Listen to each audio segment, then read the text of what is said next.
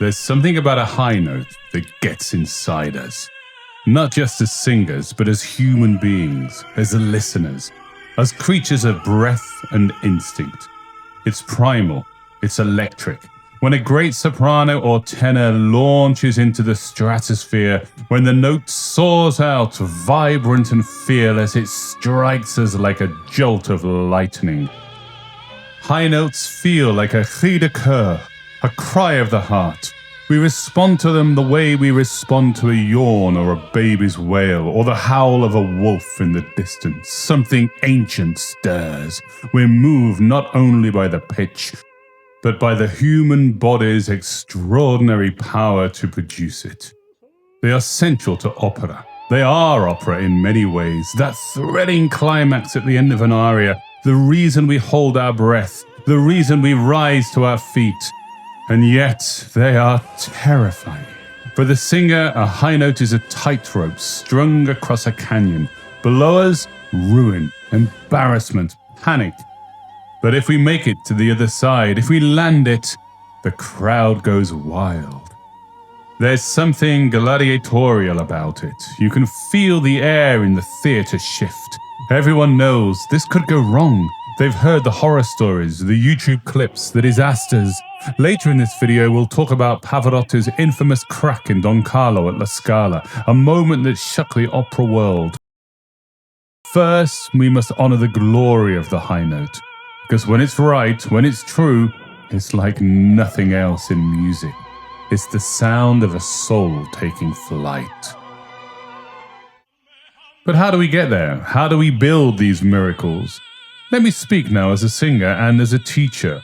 High notes don't arrive by accident. They are built brick by brick, over years, quietly, privately, far from the spotlight. For me, they had to be brought from the middle. I learned to coax them upwards, not push or strain, but invite them, allure them, like a shy animal in the forest. Some days they obeyed me like loyal hounds, other days, like wild creatures, they refused to come near. They are fickle things, and we obsess over them. I remember the first time I sang the high G in Il Trovatore, Il Balen. I'd rehearsed it 100 times, yet in that moment I panicked. My body tensed, my mind spiraled. Somehow it worked, but I felt like I'd aged 10 years. At the Guildhall School of Music and Drama, I saw so many students wreck their voices chasing those top notes. They'd bellow away at high Cs before their technique was ready, ignoring resonance, balance, line. They wanted the glory, they got the scars. We singers talk endlessly about the passaggio, that mysterious bridge between middle and upper voices. We diagram it, analyze it, fear it. Yet, if the larynx is properly placed, if the breath is right, that passaggio should disappear like mist. My own teacher, Rudolf Pienai at the Guildhall, understood this. When I arrived at the Guildhall, he banned me from singing in public. "You don't have your high notes yet," he said, "and if you did go out there and fail, it will haunt you." Of course, I didn't listen. I snuck off to a concert. I sang a Donizetti aria, and I cracked a high F so badly that it still echoes in my dreams.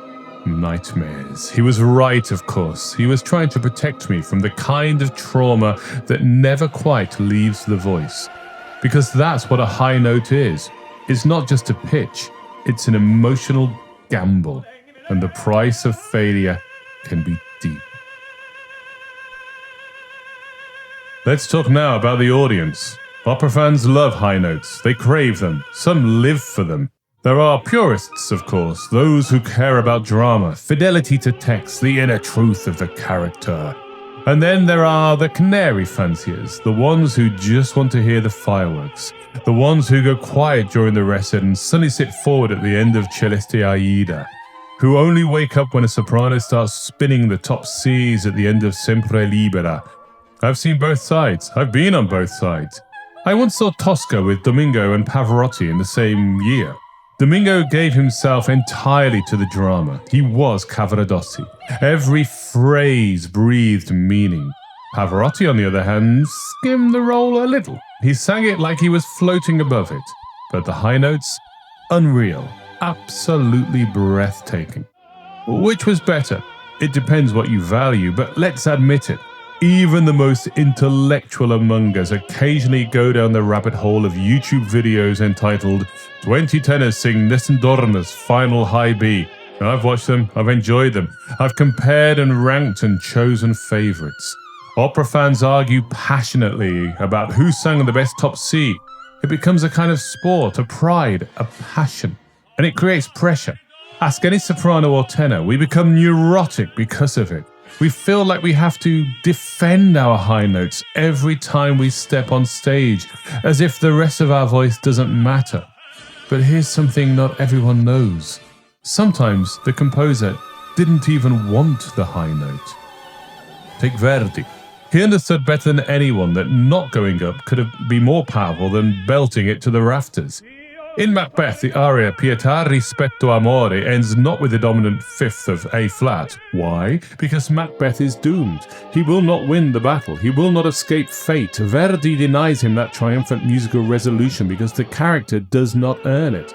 In Rigoletto, the aria Cortigiani via razza dannata is sometimes sung with an interpolated high G flat, but it's wrong. Rigoletto does not break free of the courtiers. He does not rescue his daughter. The aria is about futility and fury, not victory. And then there's Traviata, the E flat at the end of Act 1. Thrilling, iconic, but dramatically false. Violetta is not going to live happily ever after.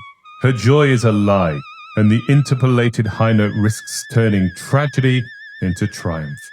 Even Di Quella Pira from Il Trovatore, the quintessential tenor showpiece, doesn't have high Cs in Verdi's score.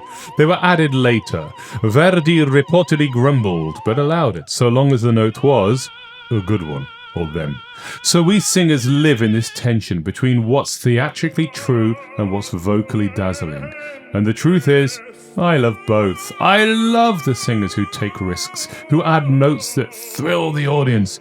But I also deeply respect those who surrender to the music, who know that sometimes restraint is power. Opera is not just about what we can do, it's about what we should do and when. And yet, opera is high notes. That's the truth. That's the contract. Audiences expect them, crave them. If you sang the Pagliacci prologue without the climactic A flat, it would feel empty, like Hamlet without to be or not to be. As singers, we bear that burden. Ekaterina Joffel, who trained Dmitri Hvorostovsky, wouldn't let him sing a high note in public for 2 years. She knew the danger of premature exposure, the emotional cost of failure, the mental scars.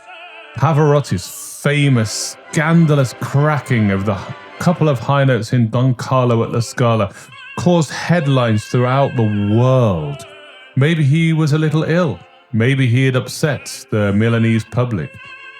Who knows? But for Pavarotti to sing without perfect, ringing high notes, well, it was impossible to imagine. Back in my student days, Rudolf Pianai was correct. I just wish I'd listened. The high note is both a gift and a curse. It gives us wings and ties us to the rack. We train for years, we stress, we panic in the wings, we curse the composer. But then it comes, the breath is right, the vowel is placed, the resonance blooms, and the note flies. We forget the truth that audiences do not judge our performance based on one note. We live for that moment, for just a heartbeat. We are gods. And the audience knows it and we know it. And we are united in that single shimmering second of sound. That is what we live for. That is why we do it. Even though it hurts, even though it terrifies us, we still go out there and we sing.